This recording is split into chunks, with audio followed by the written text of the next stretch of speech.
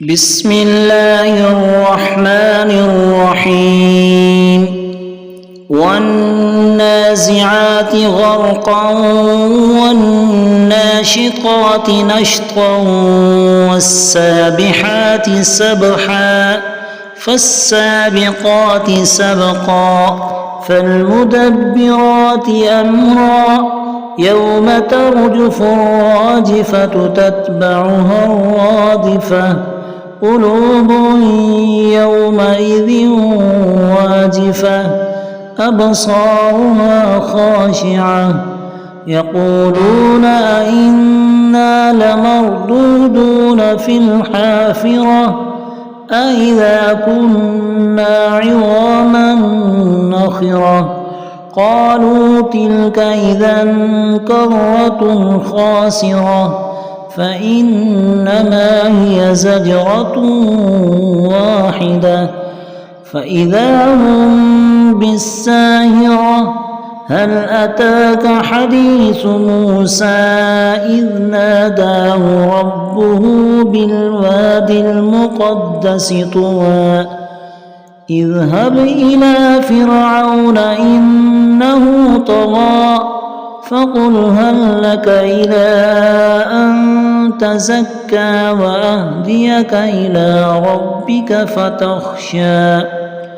فأراه الآية الكبرى فكذب وعصى ثم أدبر يسعى فحشر فنادى فقال أنا ربكم الأعلى فأخذه الله نكال الآخرة والأولى إن في ذلك لعبرة لمن يخشى أأنتم أشد خلقا أم السماء بناها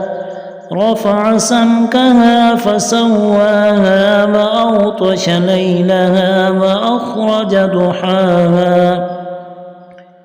والأرض بعد ذلك دحاها أخرج منها ماءها ومرعاها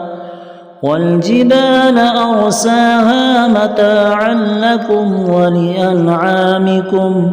فإذا جاءت الطامة الكبرى يوم يتذكر الإنسان ما سعى وبرزت الجحيم لمن يرى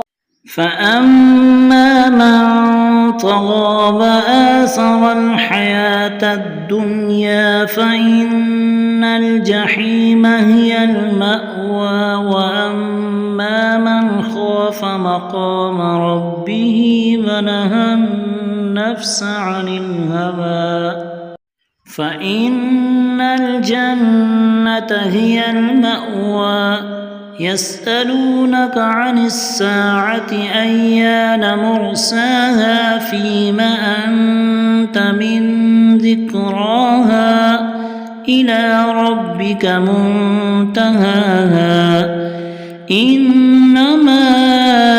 أنت منذر من يخشاها كأنهم يوم يرونها لم يلبثوا إلا عشية أو ضحاها